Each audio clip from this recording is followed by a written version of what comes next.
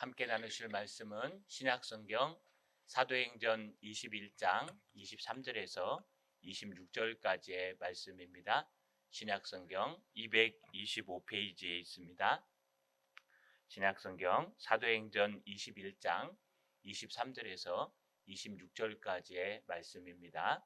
신약성경 225페이지에 있습니다. 찾으셨으면 신약성경 225페이지 사도행전 21장 23절에서 26절까지의 말씀을 천천히 같이 읽겠습니다. 우리가 말하는 이대로 하라. 서원한 네 사람이 우리에게 있으니 그들을 데리고 함께 결례를 행하고 그들을 위하여 비용을 내어 머리를 깎게 하라. 그러면 모든 사람이 그대에 대하여 들은 것이 사실이 아니고 그대도 율법을 지켜 행하는 줄로 알 것이라. 주를 믿는 이방인에게는 우리가 우상의 제물과 피와 목매어 죽인 것과 음행을 피할 것을 결의하고 편지하였느니라 하니, 바울이 이 사람들을 데리고 이튿날 그들과 함께 결례를 행하고 성전에 들어가서 각 사람을 위하여 제사를 드릴 때까지의 결례 기간이 만기된 것을 신고하니라. 아멘. 손을 들어 하나님 앞에 인사하겠습니다. 하나님 말씀대로 살겠습니다. 여러분, 군대에서 가장 중요한 것이 뭘까요? 상명하복일 겁니다. 위에서는 명령하고 아랫사람은 거기에 복종하는 것입니다. 왜냐하면 군대라는 공동체 자체가 특수한 목적을 갖고 있기 때문에 상명하복을 어기면은 그 군대는 존재할 수가 없습니다. 만약에 군대가 즐기러 간다면요, 이 나라는 누가 지키고 이 땅은 누가 보호할 수 있겠습니까? 안보에는 모든 정쟁이 없다는 것처럼 군대에 간 사람들은요, 복종하는 것을 배우고 돌아오게 됩니다. 우리 공동체도 마찬가지입니다. 어떤 공동체가 서기 위해서는요, 질서가 필요합니다. 이 질서를 누군가가 어기고 흔든다면은 그 공동체는 흔들릴 것이요, 문제가 생겨서 넘어질 것입니다. 오늘 말씀을 통해서 여러분의 다시 한번 질서를 돌아보고 우리가 어디에 따라 살아야 되는지 돌아보시는 저 여러분 되시기를 주님의 이름으로 간절히 소망합니다. 사도 바울은요, 지금 모든 목숨을 걸고 하나님의 나라의 일을 하고 있습니다. 사도 바울은 여행을 떠나 3차 전도여행 마무리하면서 이제 밀레도에서부터 쭉 내려오면서요, 두로에서 또 가이사라에서 만류하는 것에도 불구하고 하나님 앞에 목숨을 걸고 하나님의 사역을 위해서 예루살렘에 도착했습니다. 도착하자마자 야고보와 장로들이 있는 예루살렘 교회로 나가서 선교 보고를 낱낱이 했습니다. 이 보고를 듣고 사람들이 하나님 앞에 영광을 돌렸습니다. 그런데 문제가 하나 생겼습니다. 여전히 교회 내에 있는 문제인데요, 그것은 바로 유대인 출신들의 그리스도인들이었습니다. 그들은 애석하게도 여전히 구원받는 데에 할례가 필요하고 율법이 필요하다. 그래서 율법을 지키고 할례를 지키는 것이 구원의 중요한 요소 중에 하나라고 이야기하는 사람들이었습니다. 그리고 숫자가 적은 게 아니라 숫자가 꽤나 많았습니다. 그들을 향해서 어떻게 해야 될까요? 사도 바울이 과연 율법에 고개를 숙일 수 있을까요? 우리가 보아온 사도 바울은 절대로 그렇지 않습니다.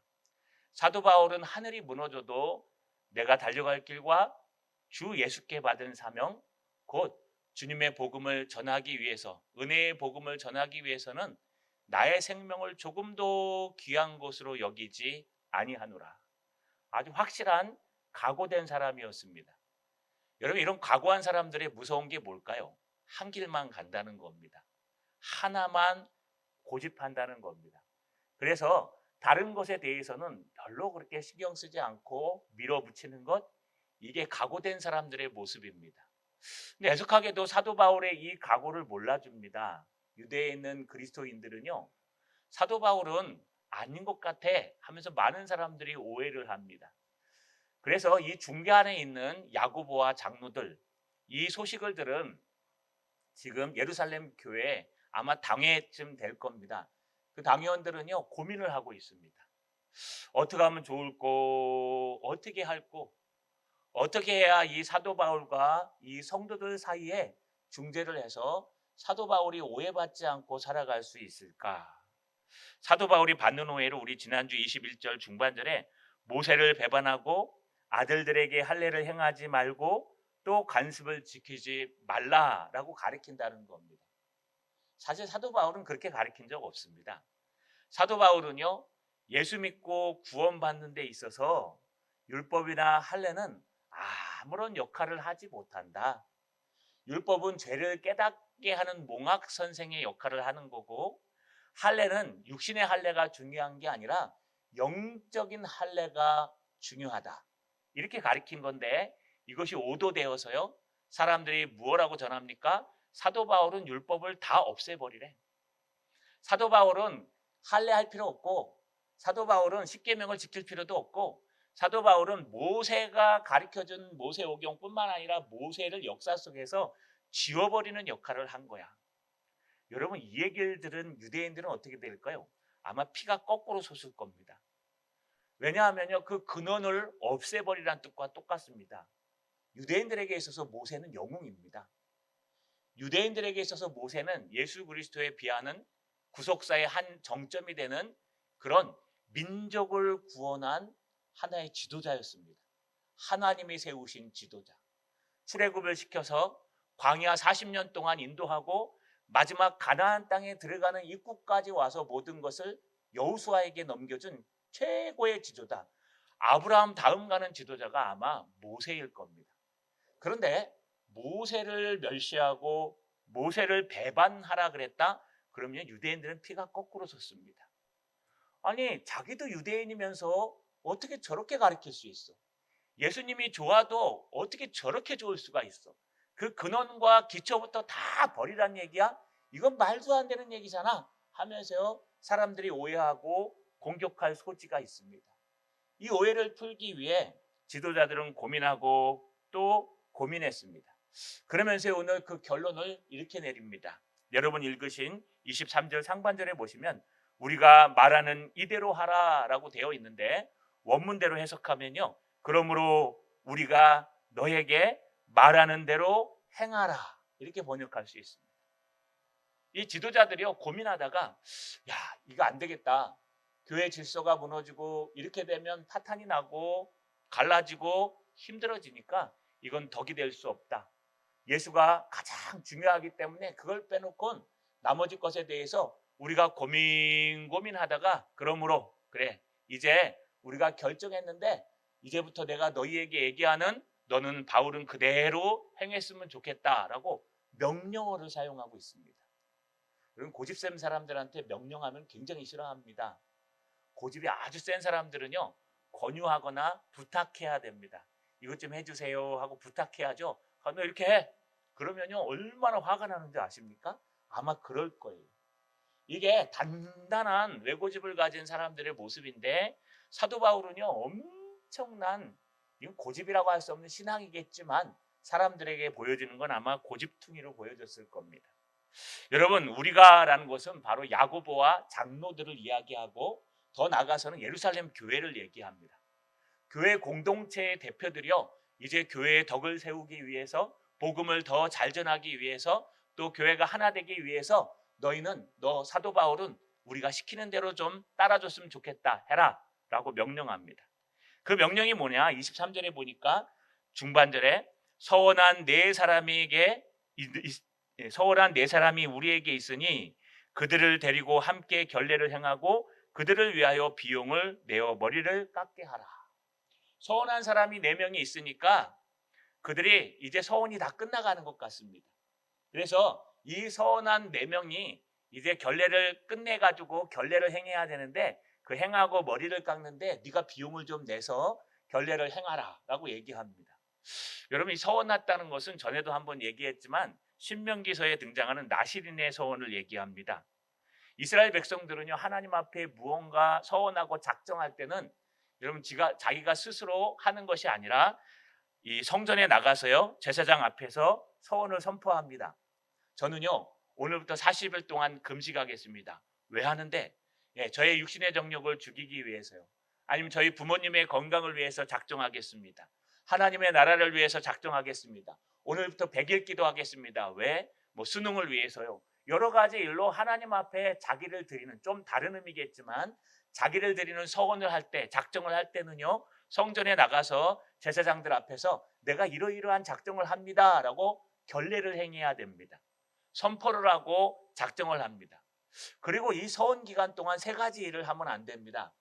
첫 번째는요, 포도주나 독주를 마시면 안 됩니다. 술을 마시면 안 됩니다. 두 번째는요, 여러분 머리를 깎으면 안 됩니다.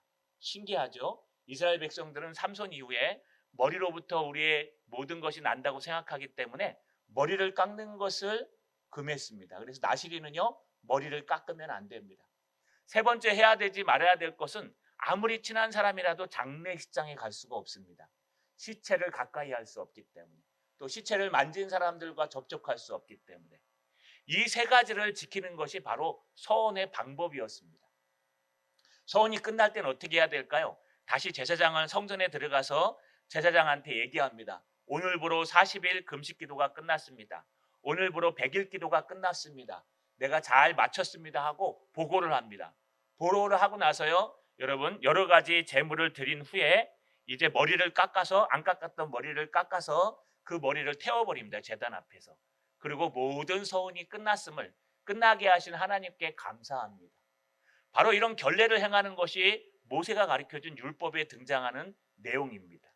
그런데요, 바로 이 율법에 있는 민수기서 6장 1절에서 15절 등에 등장하는 말씀인데요, 바로 이 율법에 등장하는 내용에 서원한 사람들이 마침 그때 예루살렘 교회에 있었습니다. 4명이나 있었습니다. 그러니 사도 바울, 네가 오해받지 말고, 너 그런 뜻 아니잖아. 네가 율법을 다 버려버려라. 모세를 배반해라. 아브라함의 자손 포기해라. 그렇게 하는 거 아니다 하고 다 뒤집어 엎는 것이 아니라, 너는 그런 모든 것도 중요하지만 더 구원을 받는데 핵심적인 것은 예수 그리스도를 믿으라고 얘기한 거 아니냐. 또 율법의 완성은 사랑이라고 얘기한 거 아니냐. 그러니까 너는 오해받지 말고 이 결례를 보여줌으로 말미암아 네가 좀 헤어나갈 길을 차지해라. 여러분, 개인의 돈을 들여서 결례를 행하고 머리를 깎으라고 합니다. 이 결례를 행하는데 얼마나 들까요? 결례를 행하는 데에요, 우리 민수기서에 살펴보니까 비용이 꽤나 듭니다. 1년 된 흠없는 수양 한 마리, 무교병 한 강주리, 고운 가루 기름 섞인 과자, 기름 무교전병, 또 그에 따르는 소재물과 전제물을 하나님 앞에 드려야 됩니다. 1인당 하나씩. 4명이나 됩니다. 거기에다 사도 바울도 지금 결례를 행해야 됩니다. 왜냐하면 이스라엘 백성들은요, 부정한 이방 땅을 여행 다녀오면은 와서 정결한 하나님의 땅에 돌아와서 결례를 행해야 됩니다. 그러니까 5명의 부정 결례를 행하는데 얼마나 큰 돈이 들까요? 많은 사람이 설왕설래합니다. 야, 사도 바울이 여행 다니면서 돈을 꽁쳤나? 꽁치는 게 뭔지 아시죠? 이게 꽁치는 거, 이게 뒤로 빼돌리는 걸 얘기합니다.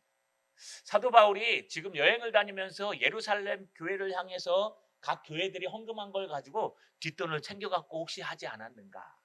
어떤 사람은 여행하면서 준 그 감사헌금을 가지고 했을 것이다.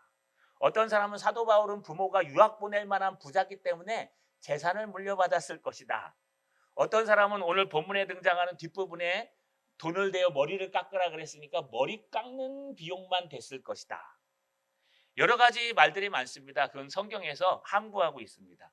어느 게 진실인지는 잘 모르겠습니다. 그러나 확실한 것은 사도 바울은 어느 정도 돈은 있었던 것 같습니다.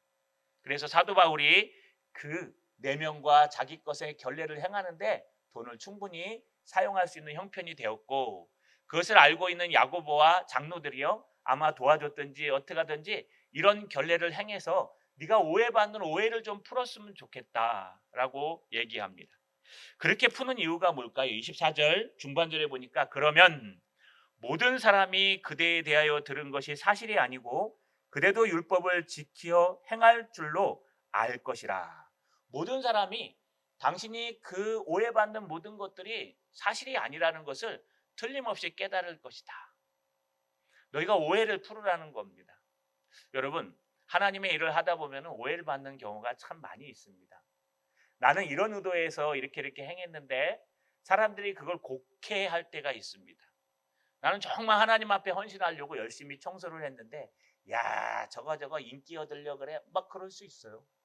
나는 최선을 다해서 하나님 앞에 하려고 열심히 여러 가지 일들을 봉사하고 헌신했는데 저거 딴 속셈이 있어.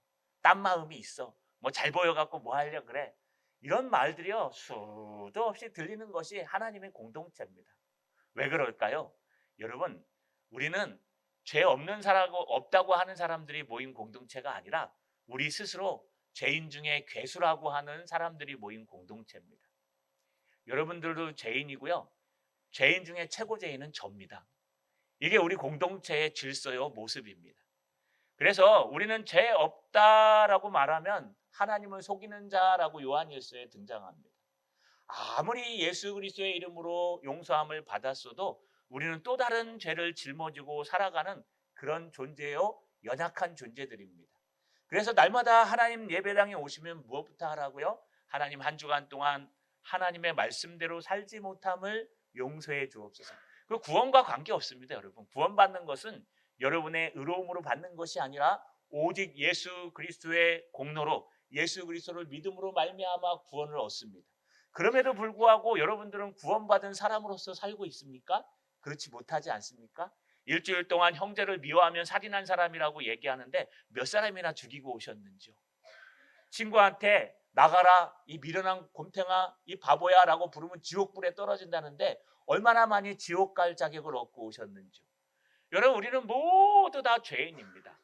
죄인임에도 불구하고 예수 그리스도를 믿음으로 말미암아 구원을 얻는 겁니다. 우리의 공로가 아니라. 그렇다면 여전히 우리는 죄인이기 때문에 날마다 하나님 앞에 용서함을 구하고 부족함을 구하고 또 조언을 구하고 기도를 간구하고 무엇인가 하나님 앞에 낮아져서 살아가야 되는데 간혹 보면 때로는 우리의 정체성을 잃어버릴 때가 있는 것 같습니다. 어떻게요? 내가 그래도 똑똑한 사람인데 내가 그래도 바깥에 나가면 가방줄이 좀 긴데 내가 그래도 일주일 동안 열심히 하나님 앞에 살았는데 내가 그래도 하나님 앞에 거룩하게 떼어먹고 살았는데 너는 어떻게 그렇게 살 수가 있니? 라고 말할 수 있다는 거예요. 그건 우리의 정체성을 잃어버린 겁니다. 우리의 정체성은요 의인은 없나니 하나도 없다. 나는 죄인이요 죄인 중에 괴수라. 사도 바울이요 로마서 7장에 얘기합니다. 로마서 8장에 등장하면 은혜의 장이라고 얘기하죠. 우리는 성령으로 말미암아 구원을 얻었나니 은혜로 된 것이라고 얘기합니다. 그 앞에 사도 바울이 나는 죄인 중에 괴수다라고 얘기합니다. 그럼 사도 바울이 1장부터 여러분 7장까지의 말씀을 괴수로 쓴 겁니까? 전혀 그렇지 않습니다. 진정한 신앙인들은요 내가 얼마나 부족한지 나를 먼저 돌아보는 거예요. 진정한 신앙인들은요 내가 얼마나 부족한지 나를 먼저 돌아봐야 돼요. 그런데 초대교회는 그런 것 같지 않습니다. 초대교회 유대 출신의 그리스도인들은요 야 그래도 우리가 모세의 자손이요 그래도 우리가 아브라함의 자손이요 그래도 우리가 하나님 앞에 할례를 받아 구원받은 선택된 선민 백성인데 어떻게 감히 이 모세를 배반하고 할례를 하지 말라고 얘기하고 율법을 전혀 따르지 말라고 얘기할 수 있는 거야. 이거 잘못된 거 아니야? 하면서요 자기의 고집과 아집과 모든 열정을 그냥 그곳에 쏟아부어서 젤로 거기에 쏟아부어서 여러분 이 사도 바울을 오해하고 또 곡해하는 모습이 등장했다는 겁니다. 이때 어떻게 해야 될까요? 하나님의 교회는 이때 명령합니다. 어떻게 해요? 순종하세요. 오늘 본문에 등장하는 것처럼 여러분 명령하다라는 단어에 숨어있는 내용처럼 여기 하라라고 돼 있죠. 그러므로 우리가 내게 말하는 이대로 하라. 이 하라가 포이에오라는 단어를 써요. 이 포이에오라는 단어는요 행하라, 만들라, 실행하라. 그대로 해라, 순종해라, 시키는 대로 해라 이런 뜻이에요. 너 내가 시키는 대로 해? 안 하면 안 돼? 죽어? 이거 똑같아요 여러분. 군대 용어예요. 포이에오는 이스라엘 군대가 적진 앞에서 이제 돌격 앞으로 하려고 딱 서 있는데 돌격 앞으로 하고 쓰죠. 여러분 그러면은 뛰어가야 돼요. 군대 가보신 분들은 아실 겁니다. 우리 장교가 되고 이 견장을 차시면요 평소에도 주긴 하지만 중령 이상. 그런데 여러분 전쟁이 나면은 견장 찬 사람들은 권총을 줘요. 군대에서. 왜 권총을 주는지 아십니까? 이 견장을 찼다는 것은요. 한 단체를 대표하는 대장이 됐다는 거예요. 분대장, 소대장, 중대장, 대대장 이렇게 올라가요. 장자 들어가면 다 견장을 차요. 이 사살권이 있습니다. 그래서요. 전쟁이 나면 권총을 주는데 이 권총은 두 가지 용도로 쓰입니다. 첫 번째 용도는요. 적에게 잡힐 때 자살하라고. 왜냐하면 고문당해서 여러분 정보를 흘려줄까 봐. 두 번째는요. 돌격 앞으로 했는데 안 뛰어가면요. 뒤에 서갖고 뒤로 돌아서 오는 사람을 쏴서 죽일 수가 있습니다. 이게 전쟁에서 즉결 처분권이라는 뜻입니다. 왜 이런 권한을 줬을까요? 이런 권한이 있어야 적진에 들어가서 우리가 용감하게 돌격할 수 있다는 거예요. 돌격 앞으로 했는데 한 명이 난 못 가겠어요. 너 가면 죽음인데 왜 갑니까? 그래갖고 한 명만 탁 틀어지면요. 나머지 다 안 갑니다. 여러분 이게 공동심리라 그래서 10명이 지금 막 달려가는데 한 명만 아유 나 안 갈래요 하고 탁 퍼져버리면 나머지 9명이 어떤 마음이 드는지 아십니까? 손해보는 마음이 들어요. 저거 대충 저렇게 살다가 어이구 저 좋네 저래도 되네? 그렇기 때문에 댐이 구멍이 하나 뚫리면 다 구멍 나듯이 공동체도 똑같습니다. 가자 그랬는데 쫙 가야 되는데 한 사람이 아우 나는 못 가겠어요. 나는 다리가 아파요. 그러면 그 다음부터 모두가 다 다리가 아픕니다. 그렇기 때문에 군대에서는요. 이 상명하복이 가장 필요하고 또 공격할 때 함께 공격해야 됩니다. 그게 포이에오예요. 행하라. 순종하라. 지금 사도 바울에게 하는 얘기가 뭐냐? 교회에서 너는 이제부터 내가 시키는 우리 교회 공동체가 시키는 말에 순종해라. 왜냐하면 이 공동체 안에 아직도 진리에 대해서 성숙하지 못한 유대 그리스도인들이 있다. 그들이 너를 오해하고 있으니까 이 오해를 풀기 위해서 너는 더 복음을 잘 전하고 하나님의 일을 더 잘하고 하나님의 사랑을 증거하기 위해서 너는 너의 성정에 맞지 않더라도 너의 생각에 좀 맞지 않더라도 이것이 본질에 복음에 위배되지 않는 한 교회가 시키는 대로 포이에오 해라. 포이에오 순종해라. 라고 하나님의 교회가 이제 사역자인 바울에게 명령하는 모습이 등장합니다. 그것은요. 오해를 풀려고 하는 것입니다. 자, 여러분 때로는 헷갈릴 때 교회 공동체가 시키는 대로 하시면 됩니다. 때로는 오해받을 때에요. 너무 답답하시면 우리 장로님이나 저를 찾아오셔서 목사님 이런 오해를 받는데 어떻게 하면 좋겠습니까? 그러면 우리 당회에서 얘기해서 이런 오해들은 이렇게 공포해서 없앱시다 라고 판단할 수 있습니다. 교회 공동체는요. 하나님의 말씀으로 된 것이어서 하나님의 본질에 위배되지 않는 한 교회가 하나 되기 위해서 서로 양보하고 서로 조금씩 뒤로 물러서게 하는 것이 사랑으로 교회를 이끌어가는 방법입니다. 내가 아무리 내 의견이 맞다 하더라도 그것이 복음에 위배되지 않는 한은요. 우리는 서로 양보하고 이해해야 하나님의 일을 할 수 있는 것입니다. 저 여러분 좀 부족하더라도 좀 연약하더라도 하나님의 공동체에서 헌신하고 봉사하고 하나님의 말씀을 따라 포이에요 순종하시는 저 여러분 되시기를 주님의 이름으로 간절히 소망합니다. 문제는요. 사도 바울한테 있습니다. 바울이 이 얘기를 들을까요? 여러분 이제까지 밀레도에서 에베소 교회 장로들을 불러다가 무슨 얘기했습니까? 에베소 교회 장로들이 바울 가지 마이소. 뭐 사투리 썼겠죠. 가지 마십시오. 가지 말고 우리 에베소로 갑시다.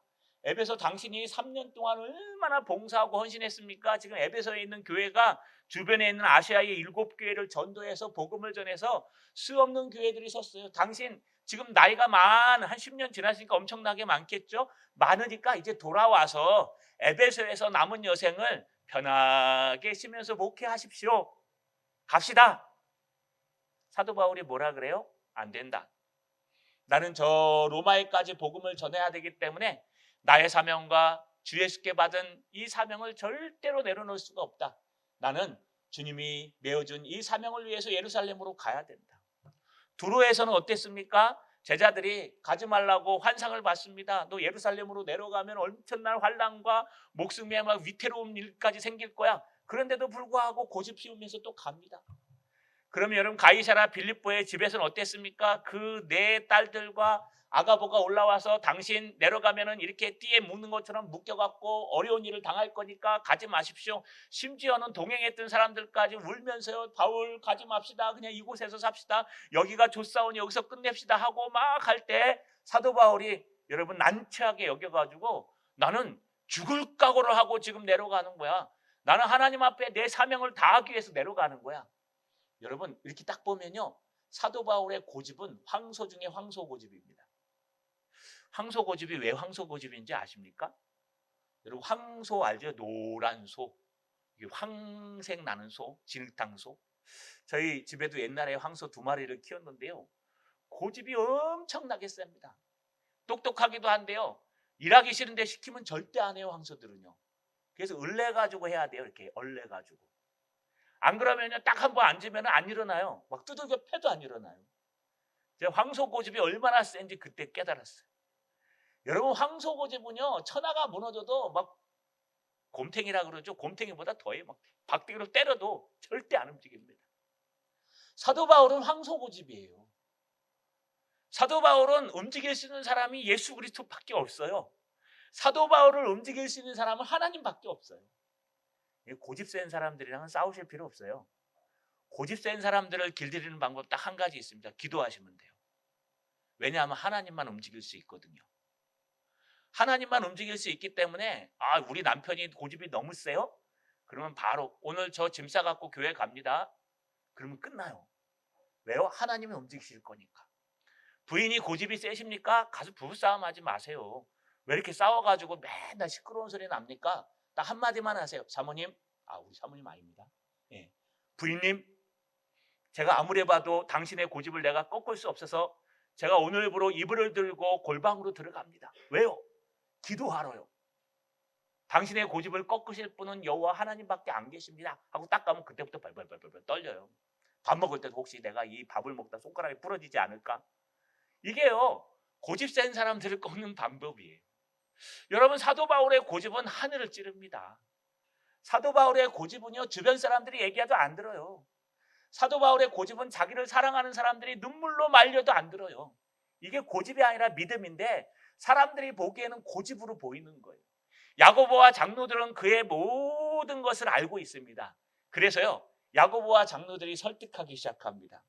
여러분 그냥 한 말씀인데 오늘 본문에 보시면 23절에 이렇게 되어 있습니다. 25절에 주를 믿는 이방인에게는 우리가 우상제물과 피와 목매어 죽인 것과 음행을 피할 것을 결의하고 편지하였느니라 하니. 이게 무슨 뜻일까요? 여러분 이 본문 어디서 많이 보지 않았습니까? 우리가 사도행전 15장에 보시면 사도 바울이 1차 전도여행을 갈라디아로 다녀왔습니다. 갈라디아 지역입니다. 이 갈라디아 지역으로 다녀왔는데 다녀오고 나니까 문제가 하나 들려오는 거예요.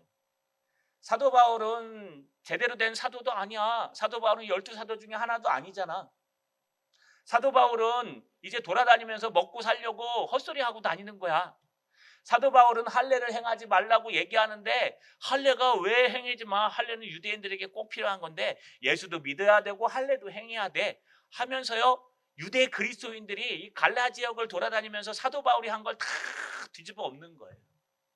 그게 유대 지역 갈라디아 지역만 나타난 게 아니라 사도 바울이 사역하고 있는 안디옥에도 들어왔어요. 그래서 사도 바울이요, 이 사람들과 함께 싸움을 붙습니다. 바나바와 사도 바울과 이 유대 그리스도인들이 서로 싸웁니다. 그래서 안 되겠다 싶어서요, 안디옥 교회에서 결정 내린 게 그러면 이 사안을 가지고 예루살렘으로 내려가서 예루살렘 교회가 시작이니까 거기에서 답을 얻어 갖고 와라 하고 보냅니다. 거기에서 답을 준 게 여러분 사도행전 15장 19절에서 21절에 이렇게 답을 했습니다. 그러므로 내 의견에는 이방인 중에 하나님께로 돌아오는 자들을 괴롭게 하지 말고 다만 우리의 더러운 것과 우상의 더러운 것과 음행과 목매어 죽인 것과 피를 멀리하고 하라고 편지하는 것이 옳으니 이는 예로부터 각 성에서 모세를 전하는 자가 있어 안식일마다 회당에서 그 글을 읽음이라 하더라. 이게 결론이에요. 구원받는데 율법이나 할례는 아무 소용없다. 사도 바울과 바나바가 열심히 그때 설명했습니다.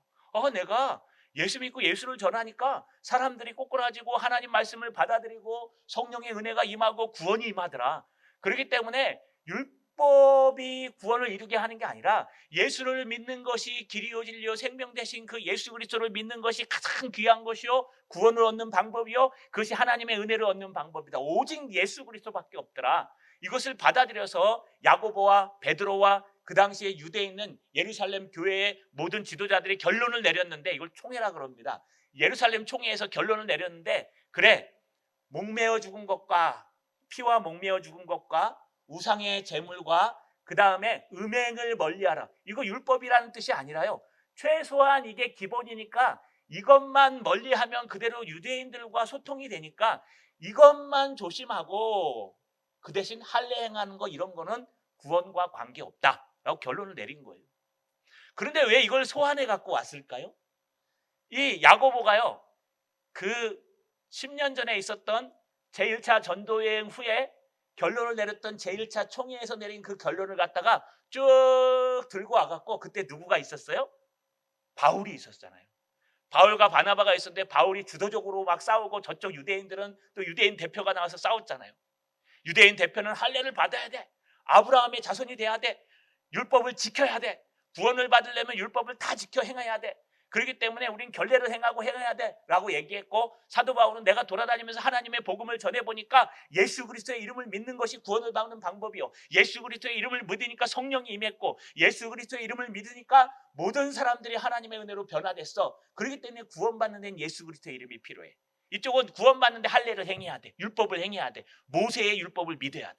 여러분, 이게 치밀하게 대립해서 결론 내린 게 아까 읽어드린 예루살렘 총회에서 본질은 아닌데, 예수 믿는데 구원받는 데는 예수밖에 없는데, 그럼에도 불구하고 사랑으로 그 영혼들을 감싸 안기 위해서는 세 가지를 좀 지키자. 그게 뭐냐 하면, 피와 목매어 죽은 거 가까이 하지 마. 유대인들은 부정한 걸 안 하잖아. 음행을 가까이 하지 마. 야, 그리스도인들이 어떻게 음행을 행하면서 하나님 나라를 지킨다고 할 수 있어? 세 번째, 우상 제물에 가까이 가지 마. 여러분, 이 얘기는 이게 구원과 관계 있다는 뜻이 아니라 최소한 이 정도는 지켜줘야 유대인들을 구원할 수 있다는 거예요. 그런데 왜 이 얘기를 했다고요? 사도 바울을 지금 설득하고 있는 거예요. 포이에오 해라. 그래 놓고 야고보와 장로들이 사도 바울 설득. 아이, 전에 우리 얘기했잖아. 전에 한번 이런 다툼이 있었잖아. 그래서 어떻게 했냐? 그래서 우리가 결론 내린 게 이 세 가지는 우리가 좀 피하고 나머지는 안 해도 된다고 얘기했잖아. 그러니까 기억나지? 하면서 그때를 소환한 거예요. 그때 우리가 총회 때 결론 내린 걸 다 이미 편지를 보냈으니까 너무 염려하지 말고 이것 좀 따라줘 라고 사도 바울을 설득하고 있는 겁니다. 여러분, 사도 바울한테 먹히겠습니까? 사도 바울이 양보할까요? 그런데 오늘 사도 바울이 아무 말 안 하고 26절에 순종합니다. 원문의 대로 읽어볼게요. 그때 바울이 이 사람들을 데리고 이튿날 그들과 함께 결례를 행하고 성전에 들어가서 각 사람을 위하여 제사 드릴 때까지의 결례 기간이 만기된 것을 신고하니라. 그대로 아무 말 안 하고 순종했다고 성경은 기록합니다. 자, 여러분, 사도 바울처럼 목숨을 걸고 하나님의 일을 하고 있는 고집센 사람들도요, 하나님의 나라를 위해서, 하나님의 영광을 위해서 순종하라 그러면요, 다 내려놓고 예수만 거부하지 않는 거라면, 정말 복음만 제대로 거부하지 않는 일이라면 내가 양보할게, 내가 포기할게, 내가 내려놓을게, 내가 할게 라고 하면서 하나님의 교회의 명령에 순종했다는 겁니다. 이러므로 말미암아 그들의 오해는 풀리게 되고요, 이러므로 말미암아 사도 바울이 복음을 전할 때 그 선교 보고를 잘 받고 하나님의 은혜로 변화되는 놀라운 역사가 나타났습니다. 자, 여러분, 말씀을 마칩시다. 우리 모두 다 한 고집 하시죠? 여러분, 뭐 박씨 고집보다 더 센 게 최씨 고집이래요. 최씨가 앉아있던 자리에는 풀도 안 난대요. 또 박씨가 한마디 합니다. 우리는 밀양 박씨라 절대로, 우리는 박역거세의 아들이라네요. 그래갖고 절대로 피가 안 나. 여러분 잘 모르는 거예요. 고집은 김씨가 제일 세요. 왠지 아십니까? 김씨가 사람이 많아서 그래요. 서울에 가서 돌 던져서 머리 맞는 사람 중에 하나는 김 씨예요. 창원에서는 돌 던지면 김 씨가 잘 안 맞지만 서울 가면 엄청 많습니다. 서로 모두 다 뭐라고 얘기합니까? 내가 고집이 이 씨를 빼먹었네요. 죄송합니다. 여러분, 서로 내가 고집이 세다고 얘기해요. 왜 그런지 아십니까? 인간은 다 그렇습니다. 자존심 없는 사람이 어디 있고 고집 안 센 사람이 어디 있습니까? 그러나 그런 고집일지라도 하나님의 공동체를 위해서, 하나님의 나라를 위해서 우리를 사랑하셔서 자기의 모든 걸 내려놓고 수치를 당하면서까지 십자가를 지신 예수 그리스도를 생각한다면 우리의 고집은 아무것도 아닙니다. 사도 바울은 본인이 만난 예수 그리스도 때문에 자신의 고집을 꺾고 교회에서 시키는 대로 순종하는 그런 놀라운 역사를 이루었습니다. 자, 여러분, 오늘도 거룩한 주일입니다. 하나님 말씀대로 순종합시다. 좀 부족합니다. 죄인들이 모였기 때문에 부족합니다. 부족한 사람 중에 제가 제일로 부족할 겁니다. 왜냐하면 여기 서 있는 거 보면 알아요. 여러분, 우리 다 부족해서요, 뭐 하나 제대로 아는 사람이 저부터 시작해서 없습니다.